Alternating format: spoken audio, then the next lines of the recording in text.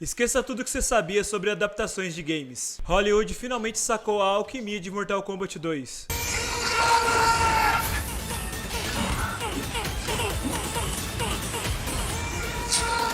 O segredo, o filme parou de tentar ser realista e abraçou o caos total, com lutas épicas e aquele visual impecável. Essa sequência é a correção de curso que a gente esperava há anos. A entrada de Johnny Cage mudou tudo, criando uma química explosiva com o Kano, que carrega o filme nas costas. É o equilíbrio perfeito entre a galhofa e a brutalidade.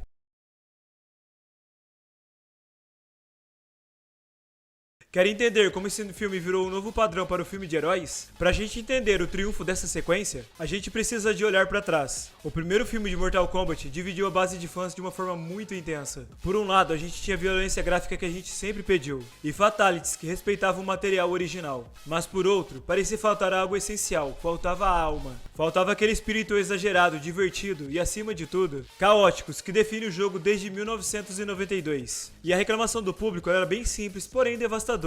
Onde estava o torneio? Onde estavam os personagens clássicos dominando a narrativa? Em vez de ficarem em segundo plano para um protagonista novo que não tinha nenhum carisma. A sensação é de que a produção tinha medo de ser um filme de videogame. E aparentemente, parece que a equipe nos ouviu. O próprio Ed Boon, o mestre por trás da franquia, comentou em entrevistas recentes que eles trabalharam com uma espécie de checklist baseado no feedback dos fãs sobre o que eles não gostaram no primeiro filme. E o resultado é uma sequência que transborda a autenticidade. E dá pra sentir essa mudança em cada frame. Eles acertaram que Mortal Kombat é uma mistura de artes marciais e fantasia, e é claro, uma pitada de filme B de elite, sem vergonha de ser brega quando precisa, e sem tentar esconder o absurdo por trás de explicações pseudocientíficas.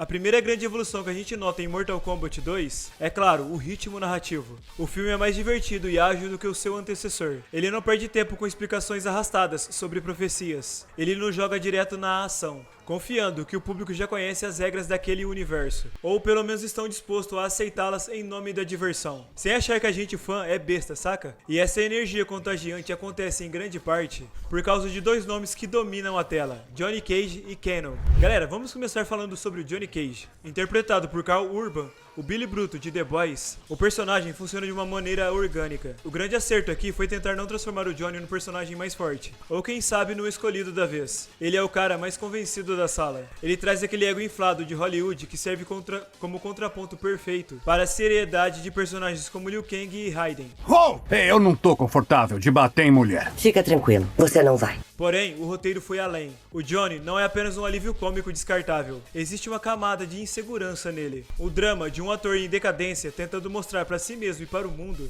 que ele ainda é importante e que suas habilidades são reais. Essa humanidade em meio ao narcisismo deixa ele mais tridimensional. E entre a galera, o consenso é claro. Johnny Cage foi o ingrediente que faltava para dar liga ao grupo. Agora, se precisamos falar de quem realmente domina a cena de cada segundo que aparece, a gente precisa falar do Kano. Novamente, Josh Lawson entrega uma performance que beira a perfeição dentro desta proposta. O Kano funciona porque ele é o único personagem que reage aos absurdos daquele universo da mesma forma que uma pessoa normal reagiria, ou pelo menos uma pessoa normal com um senso de humor muito ácido e pouca moralidade. Enquanto os outros guerreiros falam sobre o destino do mundo e honra com tons épicos e teatrais, o Kano tá lá pra apontar como aquilo lá parece ser tão ridículo. Ele parece um cara que caiu de paraquedas em um épico de fantasia e decidiu que a melhor forma de sobreviver era fazer piada de tudo e de todos. E é essa naturalidade no meio do caos que o torna o personagem favorito de muitos. E na moral, eu gostei dessa pegada. Tem uma galera que diz que o Kano carrega o filme nas costas durante um bom tempo. Onde o roteiro poderia fraquejar, o carisma de Lawson sustenta o roteiro. E o contraste entre ele e Johnny Cage cria uma dinâmica de quem é o mais insuportável, galera, no bom sentido. E que eleva o nível do entretenimento. E a gente também não pode esquecer das lutas. A coreografia finalmente atingiu o nível que a gente esperava. Elas não são apenas trocas de socos, elas são coreografias estilizadas, que parecem ter saído diretamente dos combos dos jogos. A produção parece que entendeu que cada luta parece ser um evento cinematográfico, com identidade visual própria e uma brutalidade que justifica a classificação indicativa. Agora, eu quero saber a sua opinião sincera. Pra você, quem roubou a cena nesse filme?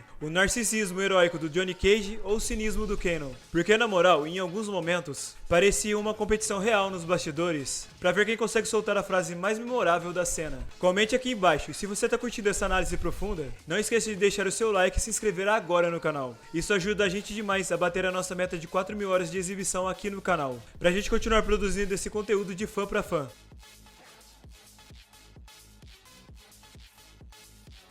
Uma das características mais marcantes de Mortal Kombat 2 é como ele utiliza o fanservice de maneira inteligente. Ele abraça referências clássicas dos games, sem que isso soe como uma vergonha alheia, ou apenas aquela piscadinha barata pra câmera. Temos referências visuais e cenários, que são recriações perfeitas dos cenários de Mortal Kombat 2 e 3. Os golpes especiais foram integrados de formas mais orgânicas às lutas, e os fatalities estão mais criativos e viscerais do que nunca. A energia vibrante dos jogos da era Midway finalmente está presente na tela grande. Mas o que me chamou a atenção foi que parece que o filme parece ter bebido da fonte do clássico, de 1995. Galera, isso foi muito bom. Eu não tô falando de copiar o visual, mas sim de resgatar o tom. Aquele equilíbrio entre a violência exagerada e um humor quase surreal. Este filme entendeu que transformar Mortal Kombat em uma obra séria e realista lá estilo Cavaleiros das Trevas é claramente um erro. Mortal Kombat é sobre o fantástico, é sobre deuses, ninjas, mortos-vivos e feiticeiros. E na moral, é disso que a gente gosta. O filme respeita a identidade de cada personagem. O Scorpion e o Sub-Zero não são ferramentas de marketing aqui. Eles possuem presença e peso na história. E essa valorização do elenco icônico faz toda a diferença, pois a franquia sempre foi movida a essas personalidades.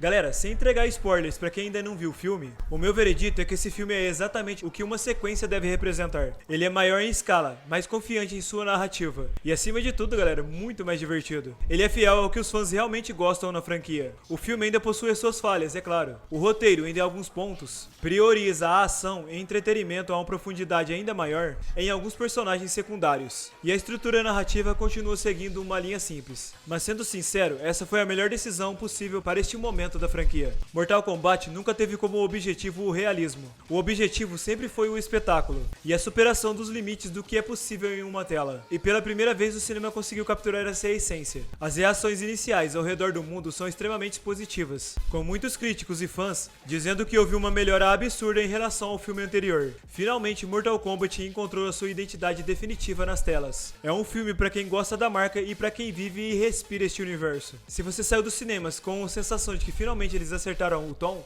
você não tá sozinho. Eu preparei um vídeo especial focado nos dois maiores ícones dessa franquia. Lá eu explico toda a jornada de sangue e honra que transformou Hanzo Hasashi e Bi-Han em lendas imortais. É o guia definitivo para entender como a trágica história dessa rivalidade moldou tudo o que a gente acabou de ver na tela. E porque esse embate ainda é o pilar de Mortal Kombat. Clique no card que está aparecendo aqui agora e vamos continuar essa conversa no próximo vídeo. A gente se vê por lá. Fiquem com Deus, valeu, fui!